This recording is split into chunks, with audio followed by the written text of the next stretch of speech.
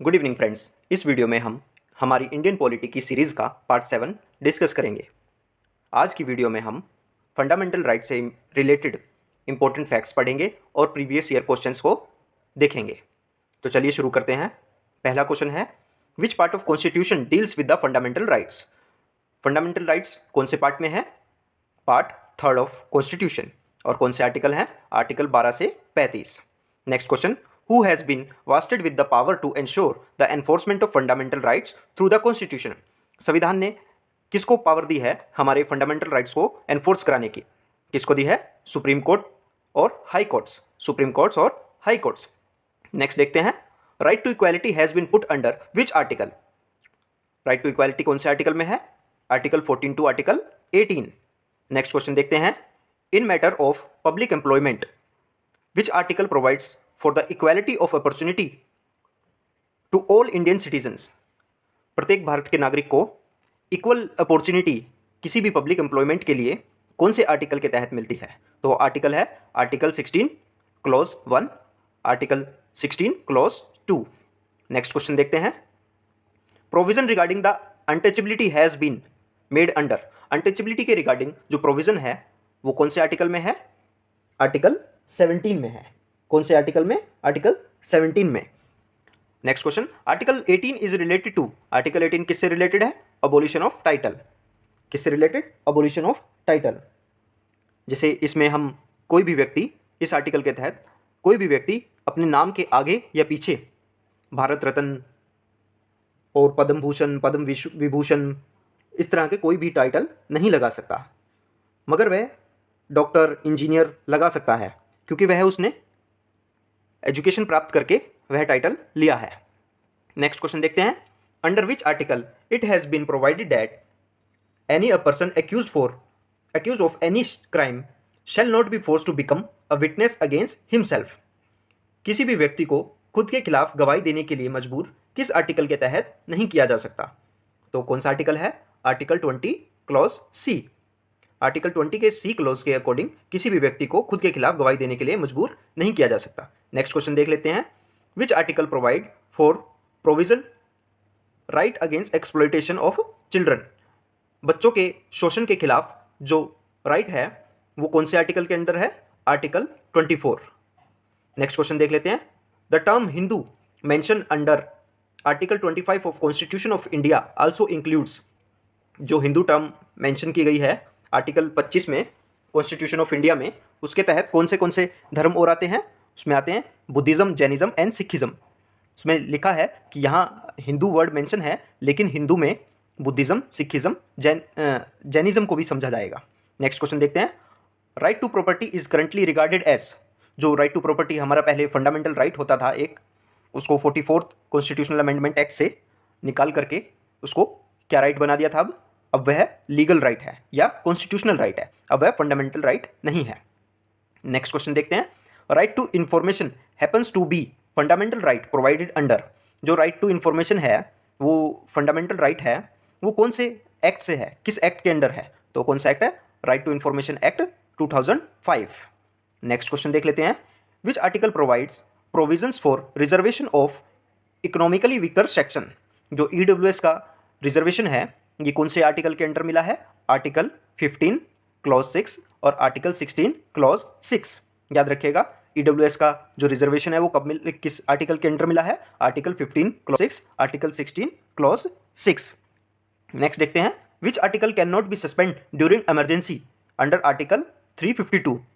जो इमरजेंसी हमारे आर्टिकल 352 के तहत लगती है, उसके तहत कौन से जो हमारे फंडामेंटल राइट्स हैं उनको सस्पेंड नहीं किया जा सकता? तो कौन से आर्टिकल? आर्टिकल 20 और आर्टिकल 21। कौन से आर्टिकल? आर्टिकल 20 और article 21। Right to life and personal liberty. कौन से article? Right to life and personal liberty, इनको हम सस्पेंड नहीं कर सकते। नेक्स्ट क्वेश्चन देखते हैं, why are the rights mention under part 3 of constitution refers as a fundamental right. जो पार्ट 3 के अंदर जो राइट्स हैं इनको फंडामेंटल राइट्स क्यों कहते हैं? आंसर क्या होगा? क्योंकि ये जस्टिसिएबल इन नेचर हैं। मतलब जस्टिसिएबल इन नेचर का मतलब, अगर इनके खिलाफ कोई कानून बनाती है सरकार तो हम सरकार के खिलाफ कोर्ट में जा सकते हैं। ठीक है, नेक्स्ट क्वेश्चन देखते हैं, in which year was the right to property under Article 31 removed as a fundamental right and make it a legal right? पूछ रहा है राइट टू प्रॉपर्टी जो आर्टिकल 31 में था उसे फंडामेंटल राइट से हटा करके लीगल राइट कौन से ईयर में बनाया था? तो कौन सा ईयर था? 1978 में। और कौन से एक्ट से? 44th कॉन्स्टिट्यूशनल अमेंडमेंट एक्ट से। कौन से एक्ट से? 44th constitutional amendment act. Next question देख लेते हैं। What is mean by the justiciable nature of fundamental rights? Fundamental rights का जस्टिसिएबल नेचर का मतलब क्या है? One can move the court for enforcement of these rights. मतलब फंडामेंटल राइट्स के पालन के लिए हम कोर्ट भी जा सकते हैं। तो आर्टिकल 32 के तहत हम सुप्रीम कोर्ट जा सकते हैं और आर्टिकल 226 के तहत हम हाई कोर्ट जा सकते हैं फंडामेंटल राइट्स को पालन करवाने के लिए। Next question, in which year supreme court declare that constitutional amendment can be challenge on the ground of violation of basic structure of constitution? जो कॉन्स्टिट्यूशनल अमेंडमेंट होगा उसको हम सुप्रीम कोर्ट में चैलेंज कर सकते हैं। किस बेसिस पे? कि अगर वो बेसिक स्ट्रक्चर को वायलेट कर रहे हो। हुआ ये था कि भाई पहले कोर्ट में केस गया था कि भाई जो हमारे फंडामेंटल राइट्स हैं इनको कॉन्स्टिट्यूशनल अमेंडमेंट एक्ट से क्या अमेंड किया जा सकता है? तो कोर्ट ने कहा था कि हाँ अमेंड तो कर सकते हैं, लेकिन बेसिक स्ट्रक्चर जो है हमारे संविधान का उसको खतरा नहीं होना चाहिए। और ये कब कहा था? 1973 में कहा था। किस केस में कहा था? केशवानंद भारती केस में कहा था। नेक्स्ट क्वेश्चन देख लेते हैं। Which case provide the doctrine of basic structure of constitution? कौन से केस ने बेसिक स्ट्रक्चर ऑफ कॉन्स्टिट्यूशन का डॉक्ट्रिन सिद्धांत दिया था? केशवानंद भारती केस 1973 ने। किस केस ने? केशवानंद भारती केस 1973। ये बहुत बार पूछा गया है। डॉक्ट्रिन ऑफ बेसिक स्ट्रक्चर कौन से केस से मिला था? याद रखिएगा, केशवानंद भारती केस 1973।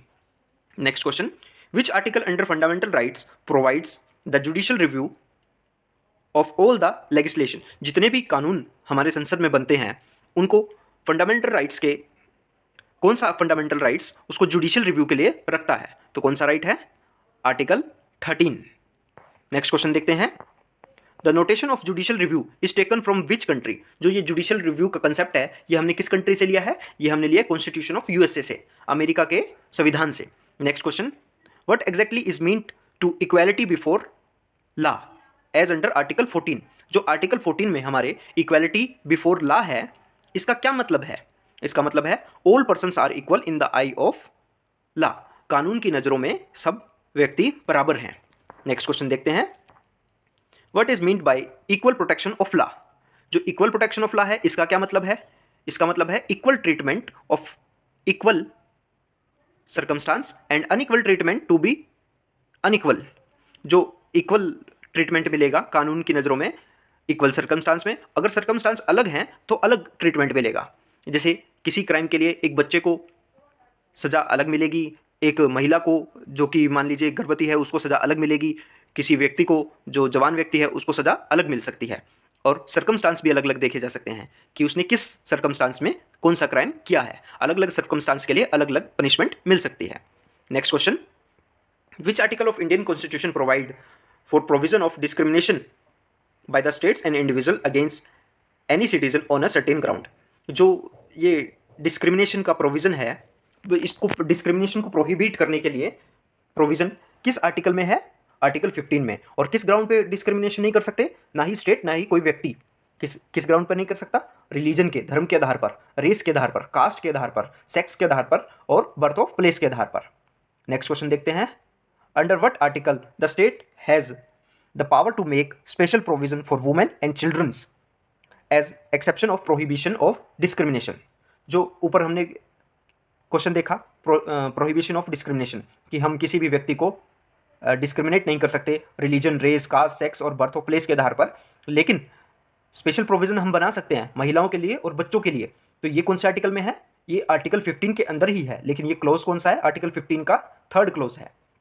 आर्टिकल 15 तो कहता है कि हम डिस्क्रिमिनेट नहीं कर सकते किसी के धर्म के आधार पर, जाति के आधार पर, बर्थ ऑफ प्लेस के आधार पर, कास्ट के आधार पर, सेक्स के आधार पर, लेकिन आर्टिकल 15 का क्लोज 3rd क्या कहता है कि हम स्पेशल प्रोविजन बना सकते हैं महिलाओं के लिए और बच्चों के लिए।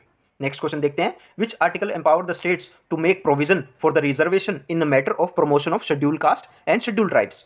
जो शेड्यूल कास्ट और शेड्यूल ट्राइब्स हैं इनके लिए रिजर्वेशन का प्रोविजन कौन से आर्टिकल में है? तो कौन सा आर्टिकल है? आर्टिकल 16 का क्लोज 4 और सब क्लोज ए।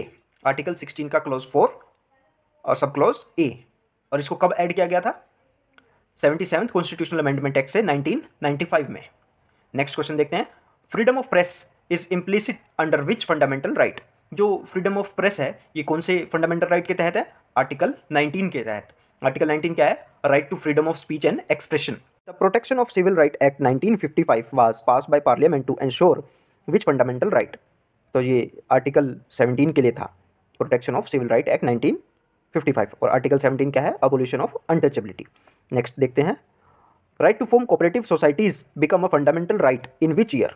कौन से साल में कोऑपरेटिव सोसाइटी बनाने का अधिकार को फंडामेंटल राइट डिक्लेयर किया था? 2011 में। और कौन से अमेंडमेंट एक्ट से? कौन से थे? 97 कॉन्स्टिट्यूशनल अमेंडमेंट एक्ट से। 97 constitutional amendment act. Next question देखते हैं, freedom of speech and expression as provided under article 19 is subjected to which reasonable restriction. देखो जो आर्टिकल 19 है जिसमें freedom of speech and expression है, इसमें कुछ रिस्ट्रिक्शंस लगाई जा सकती हैं, उनको रीजनेबल रिस्ट्रिक्शन कहा गया है। तो कौन सी है वो याद रखना, sovereignty and integrity of India, security of state, state का मतलब देश से है, friendly relation with foreign state, public order and decency.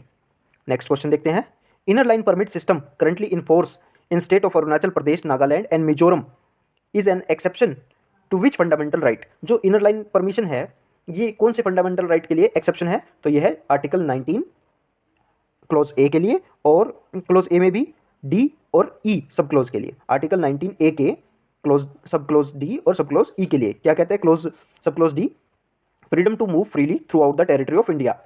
भाई भारत की किसी भी टेरिटरी में हम फ्रीली घूम सकते हैं, ये आता है 19 ए के 19(1) के डी में। ये इनर लाइन परमिट जहाँ पर लागू है वहाँ पर ये आर्टिकल नहीं लागू होगा। और ई क्या कहता है? Sub clause E, freedom to reside and settle in any part of India. हम किसी भी क्षेत्र में जा करके रह सकते हैं और वहाँ सेटल हो सकते हैं, तो ये भी अलाउड नहीं है इनर लाइन परमिट जहाँ पर है। नेक्स्ट क्वेश्चन देखते हैं, right to information was made a fundamental right implicit under which article. ये जो राइट टू इन्फॉर्मेशन है इसको किस आर्टिकल के अंडर रखा गया है? आर्टिकल 19 में। नेक्स्ट देखते हैं, which article of the fundamental rights prohibit double jeopardy और डबल प्रोसिक्यूशन। भाई किसी व्यक्ति को 2 बार सज़ा ना मिले तो इसका प्रोविज़न किस आर्टिकल में है? आर्टिकल 20 क्लोज 3 में। आर्टिकल 20 के क्लोज 3 में। नेक्स्ट देखते हैं, right to livelihood and environment is implicit under which article of fundamental right. जो राइट टू लाइवलीहुड है और एनवायरनमेंट है जिसमें फ्री पोल्यूशन फ्री एयर, ये भी हमारा एक फंडामेंटल राइट है, क्लीन वाटर ये भी हमारा एक फंडामेंटल राइट है, तो ये किस में आता है? आर्टिकल 21 में। आर्टिकल 21 क्या है? Protection of life and personal liberty. Next देखते हैं, right to privacy is implicit under which fundamental right. Right to privacy को किस फंडामेंटल राइट में रखा गया है? किस में रखा गया है? आर्टिकल 21 में। आर्टिकल 21 में right to life and personal liberty में राइट टू प्राइवेसी। ये क्वेश्चन बहुत बार पूछा गया है बहुत से एग्जाम्स में। नेक्स्ट क्वेश्चन देखते हैं, right to education was inserted as a fundamental right of part 3 in which year. Right to education को फंडामेंटल राइट में कब रखा गया था? 2002 में। कौन से अमेंडमेंट से? 86 अमेंडमेंट एक्ट से। कब रखा गया था? 86 अमेंडमेंट एक्ट से। कौन से सन में? 2002 में। राइट टू एजुकेशन को फंडामेंटल राइट्स में। Next question, a person need to be produce before the nearest magistrate within what time duration in case of arbitrary arrest. किसी भी व्यक्ति को गिरफ्तार करने के कितने घंटे में नियरेस्ट मजिस्ट्रेट के पास पेश करना होता है? तो कितनी देर में? 24 घंटे में। नेक्स्ट क्वेश्चन देखते हैं, in a case of prevention detention a person arrested can be detained for maximum duration of. Maximum कितने ड्यूरेशन के लिए उसको डिटेन किया जा सकता है? तो वैसे तो उसको मैक्सिमम 3 महीने के लिए डिटेन किया जा सकता है, लेकिन एक बोर्ड बैठता है, उस बोर्ड के पास पुलिस या आर्मी या जो भी उसको डिटेन करता है, जो भी अथॉरिटी, उस बोर्ड के पास अगर अपने कुछ तर्क दे तो उसको वो बढ़ा करके 12 महीने तक डिटेन करने का उनको अधिकार दे देते हैं। नेक्स्ट देखते हैं, what exactly is mean by the prevention detention. ये प्रिवेंशन डिटेंशन का वास्तव में मीनिंग क्या है? Detention of person without trial to stop a person for committing any offense और क्राइम। अगर किसी भी व्यक्ति का पता चलता है कि ये फ्यूचर में कोई क्राइम करने जा रहा है तो उसको पहले ही डिटेन कर लिया जाता है, तो उसको प्रिवेंशन डिटेंशन के तहत उसको गिरफ्तार कर सकते हैं। लेकिन वो गिरफ्तारी नहीं मानी जाती, और उसको कितने समय के लिए? जब लगे कि अभी उससे कोई खतरा नहीं है तो उसको छोड़ दिया जाता है। Immoral trafficking in womens and childrens is prohibited through which fundamental right. जो महिलाओं को और बच्चों को बेच दिया जाता था, इसको प्रोहिबिट किस फंडामेंटल राइट के तहत किया गया है? आर्टिकल 23 के तहत। आर्टिकल 23 के तहत क्या है? Article 23 prohibition of trafficking in human being and force labour. Next question देखते हैं, which legislation were enacted as per the provision of article 23। ये क्वेश्चन रिपीट हो गया।